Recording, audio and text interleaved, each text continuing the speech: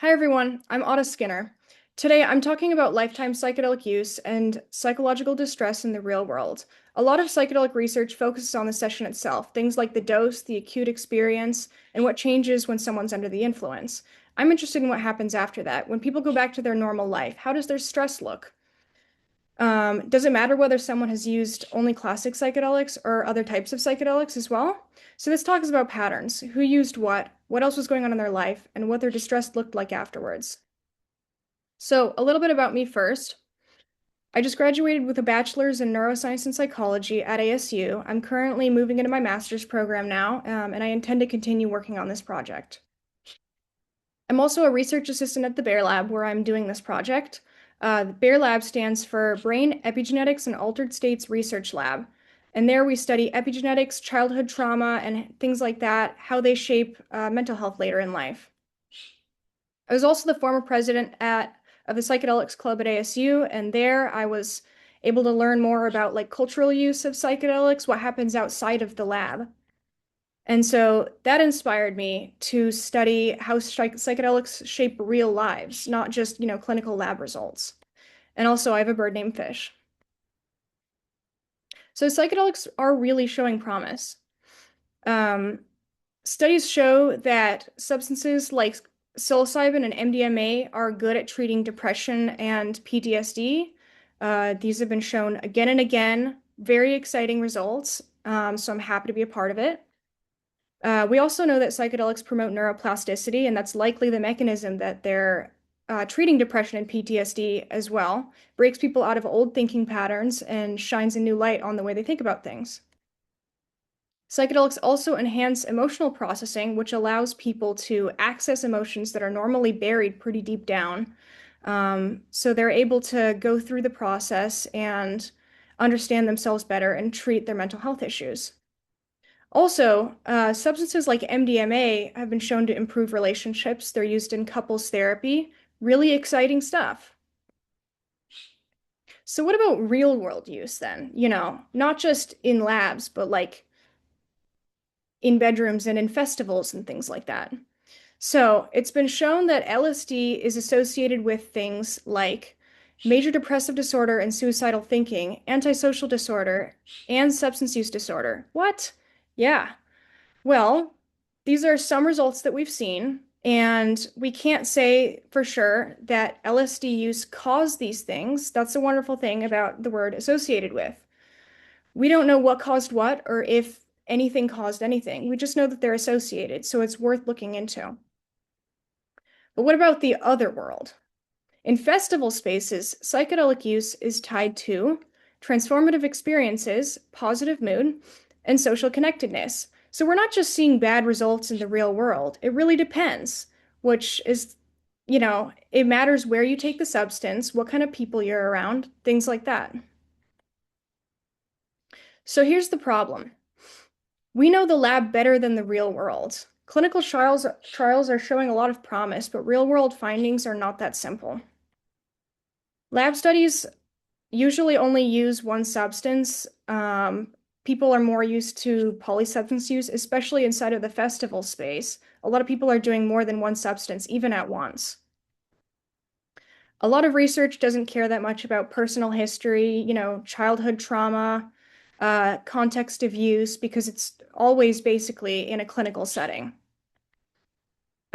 Also, long-term everyday effects are not studied very much. We understand it decreases depression, it decreases anxiety, it does this and that when it's in a clinical setting, but we also don't understand that much what it looks like years later. So we were curious. Do people who use psychedelics in real life, especially multiple substances, show differences in psychological distress?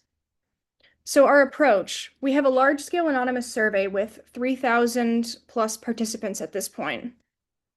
We measured things like depression, anxiety, and stress using standardized tools.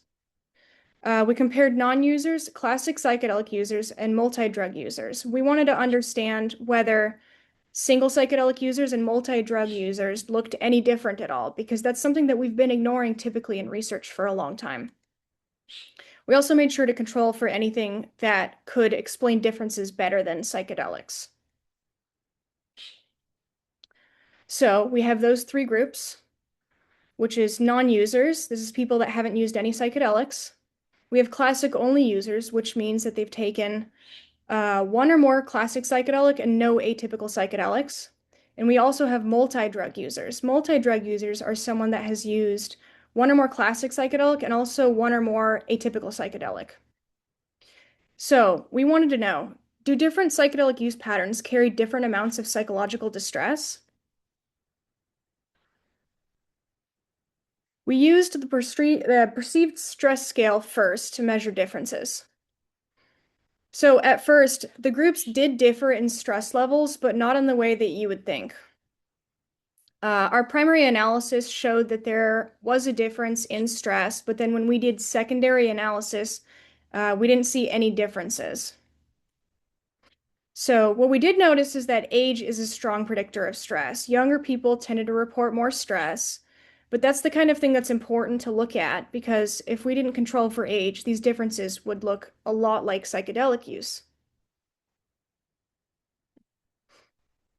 What about depression and anxiety? So the DAS-21 measured depression, anxiety, and stress together. There wasn't any significant difference between groups. Psychedelic use didn't predict emotional distress. Multi-drug users trended towards higher distress, not conclusive at all and not significant. Again, age was important.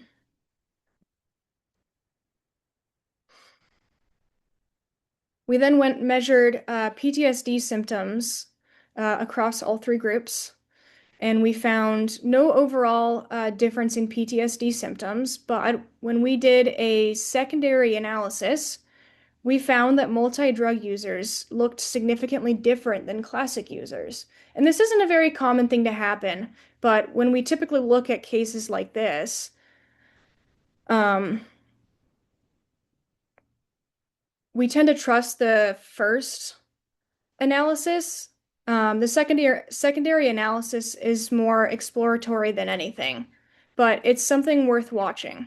But it does raise a powerful question. Is trauma driving polysubstance use, or is polysubstance use affecting trauma outcomes? This is something we don't know, and it's inconclusive, but it's worth looking at. So what's the data actually telling us? Younger people showed higher distress, and this is very important when looking at this research. Stress looked pretty similar across all groups. We had some significant results, but they were more like we should keep an eye on this rather than there was a significant difference. Polysubstance use also stood out a lot. This is something that we should definitely be looking more into. It's totally possible that people who have a trauma history tend to turn towards drugs, especially psychedelics, because when we hear in the media about how they're treating anxiety, PTSD, depression, all of these things, it would make sense for people that have a trauma history to want to seek out these drugs to potentially treat their symptoms. So that's one thing it could be. Or it could be that the substances are causing more issues. We're not sure yet. That's why we need more research on it. So here's the big picture. Psychedelics are not one size fits all. Um, it depends on the person. Some people are never going to benefit fully from psychedelics. Others are going to benefit greatly. So it's important to consider the person when we're talking about psychedelics. Also, different combinations of psychedelics yield different results. When someone has only used just psilocybin or has used psilocybin, DMT, ketamine, ayahuasca, etc., those combinations can make a real difference in things like stress, relationships, cognition, anxiety, depression. So it's important to look at someone's entire psychedelic use history, because even experiences from potentially years ago could be affecting results now. The type of substance, the frequency of use, and the person using matters a lot. These are all factors that need to be considered when we're measuring, especially in like field work where we're looking at people who have taken psychedelics not in a clinical setting. It's really important to look at the full picture because in clinical settings, a lot of the time, They have exclusionary criteria that says if you've done psychedelics before, you can't be part of the study. We don't really have that very much in these kinds of studies. And so it's important to be able to look at that and see whether past psychedelic use could potentially be related to current results.